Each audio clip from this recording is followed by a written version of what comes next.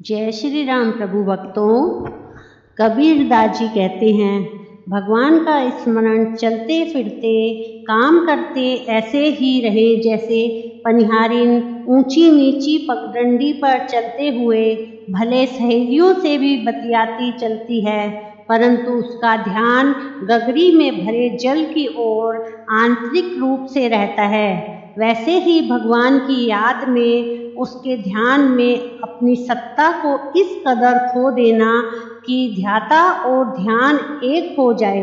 भले व्यक्ति सांसारिक काम करता रहे, पर उसका ध्यान हृदय में बैठे ईश्वर की तरफ वैसे ही रहे जैसे पनिहारिन का गगरी में भरे जल की तरफ निरंतर रहता है। इसीलिए सदा मेरे स्मरण करो और युद्ध लड़ने के अपने कर्तव्य का भी पालन करो। अपना मन और बुद्धि मुझे समर्पित करो, तब तुम निश्चित रूप से मुझे पा लोगे, इसमें कोई संदेह नहीं है। ऐसा श्री कृष्ण ने अर्जुन से कहा है।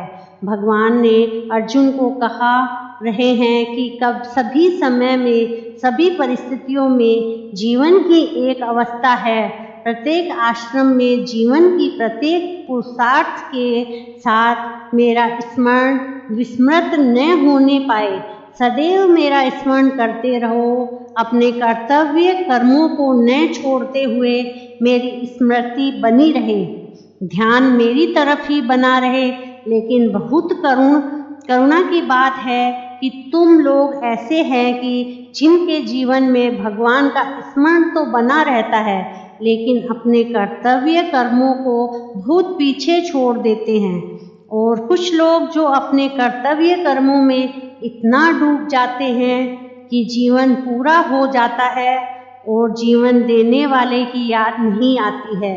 बहुत आश्चर्य की बात है कि कई बार भगवान की कही हुई बातों का जब तक पता चलता है, तब तक जीवन ही पूरा हो चुका होता है।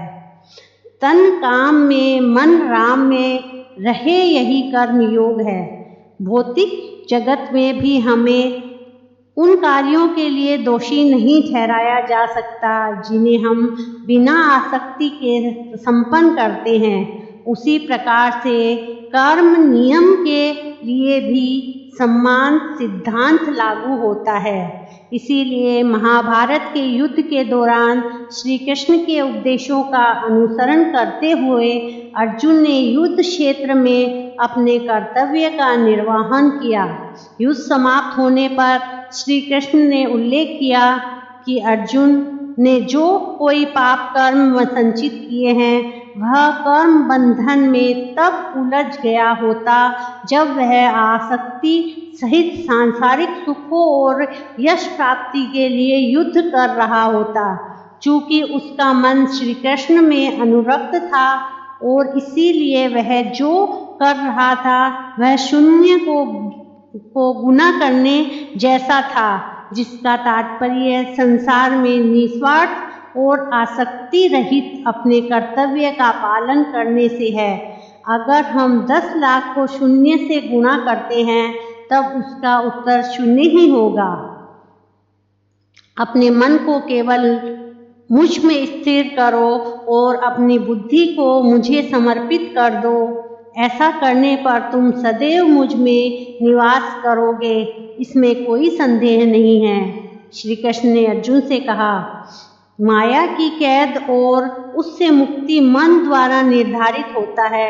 यदि मन संसार से जुड़ा हुआ है तो व्यक्ति बंधन में है, और यदि मन संसार से अलग है तो व्यक्ति मुक्त हो जाता है।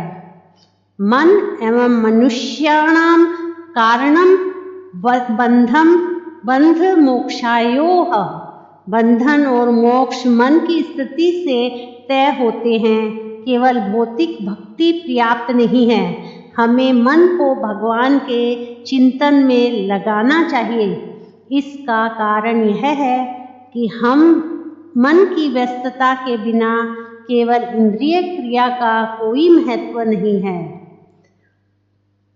हमारी बुद्धि मिथ्या ज्ञान से बंधी हुई है।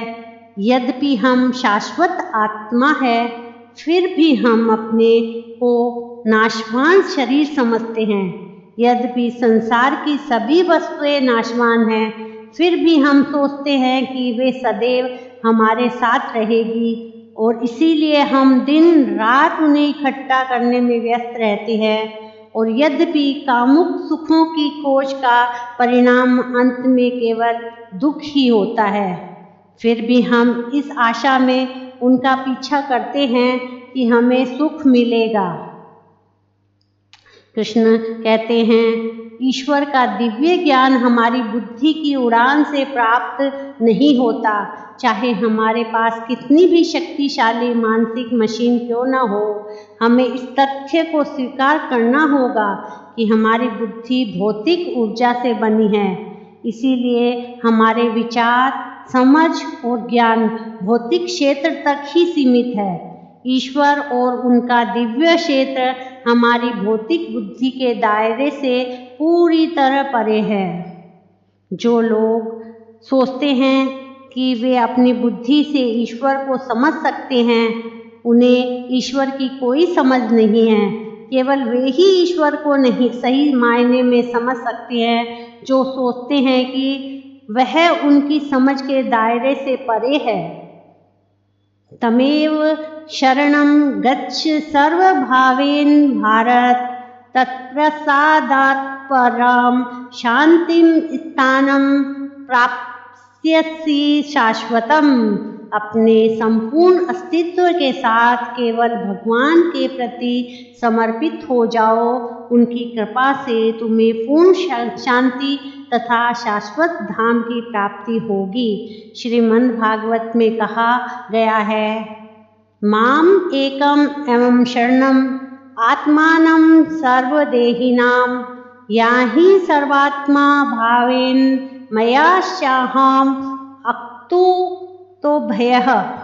हे उद्धव, सभी प्रकार के सांसारिक, सामाजिक और धार्मिक रीति रिवाजों को त्याग कर केवल मुझ परमात्मा की शरण में आ जाओ, जो सभी आत्माओं का परमात्मा है। तभी तुम इस भव सागर को पार कर सकोगे। इसीलिए प्रभु श्री राम भी जी कहते हैं कि सन्मुख होई जीव मोहि जबहि, जन्म कोटि अध नासहि तबहि, अघ नासहि तबहि। श्री राम जय राम, जय जय राम। श्री राम जय राम, जय जय राम। प्रभु सबका कल्याण करे। जय Shri Krishna. Please like share subscribe करें।